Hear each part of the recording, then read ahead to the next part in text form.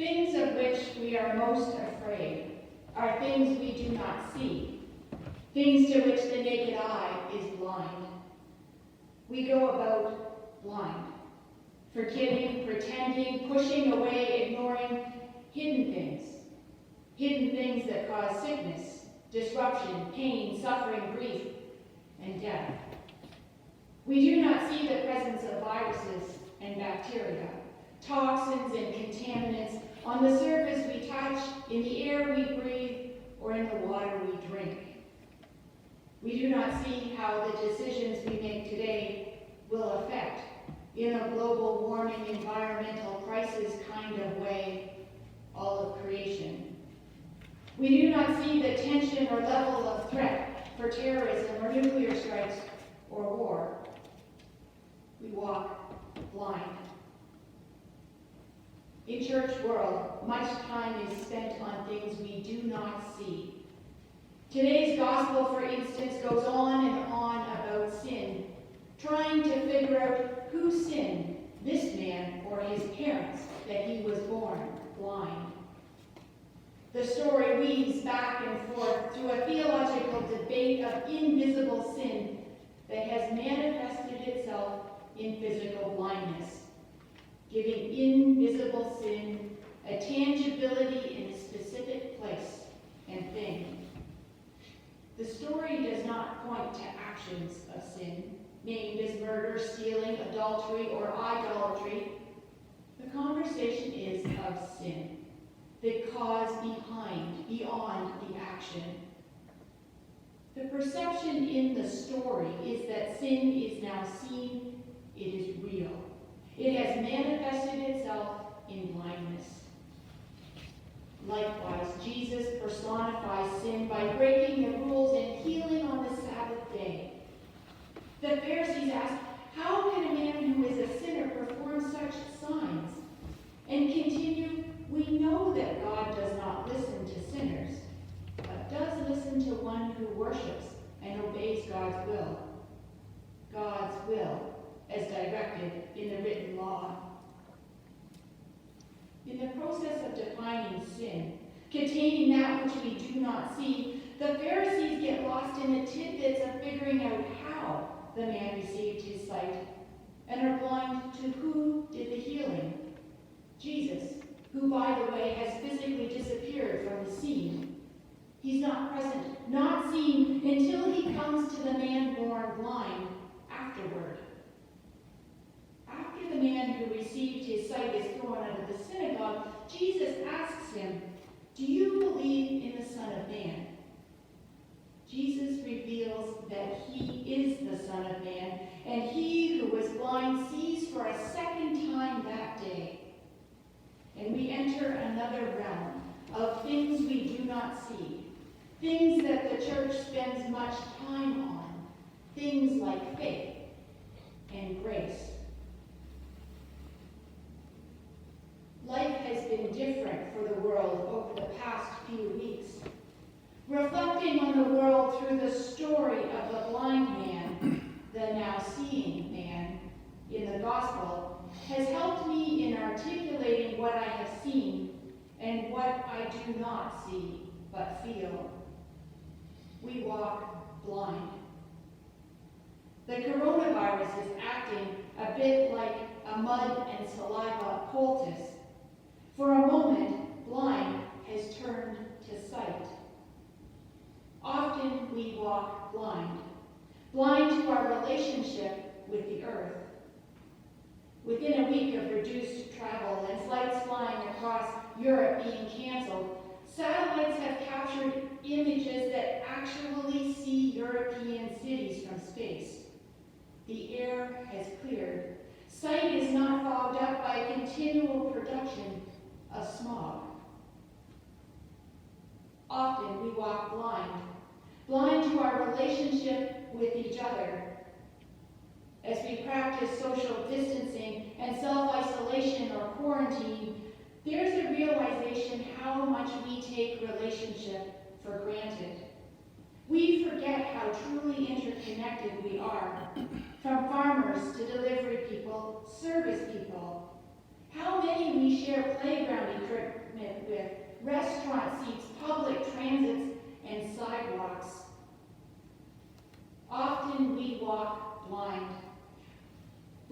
to our relationship with God, until we are reminded of our fragility and return, or come for the first time, seeking something greater than ourselves to cope with a reality greater than our capacity. The first time I experienced a visible rise in church attendance was the first couple of Sundays after 9/11. People returned to hear the word and to join with the community of people who were experiencing the same thing, feelings that weren't seen. When the going is good, we walk blind. We tend to become lax in our hand washing, in protecting others around us. We forget our interconnectedness, and our priorities are skewed from building relationship. As we wash the mud from our eyes, let us turn our attention to the gospel to be found in a matter of what we do not see.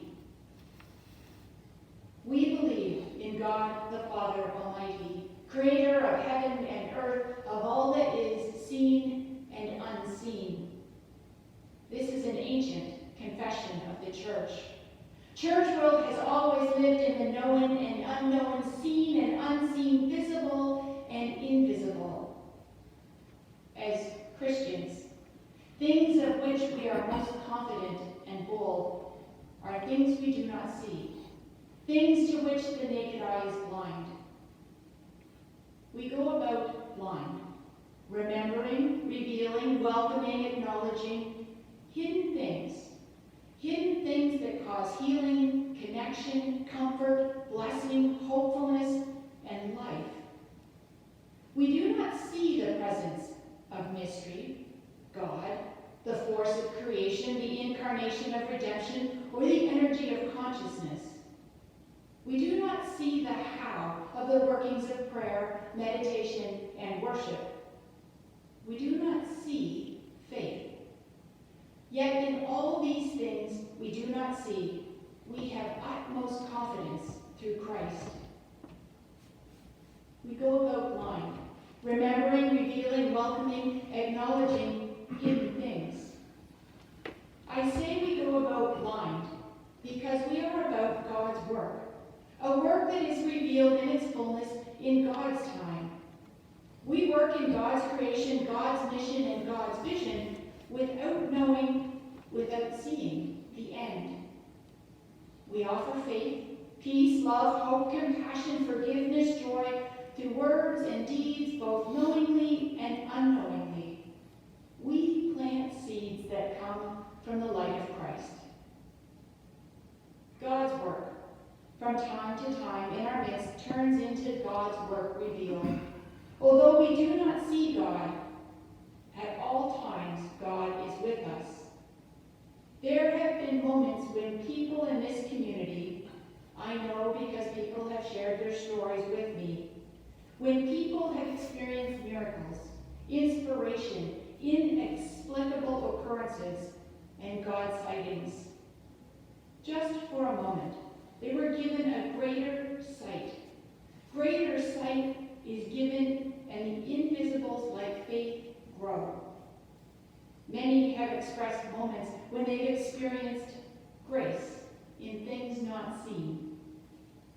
These moments happen wherein we catch a glimpse of God's fullness, and we can declare, like the man who was born blind, one thing I do know, that though I was blind, now I see. The things of which I am most afraid are things I do not see. The things of which I am most confident and bold are also things I do not see. In times like these, I purposefully and continually have to direct my focus to hold on to and uplift the things I do not see, in which I take confidence.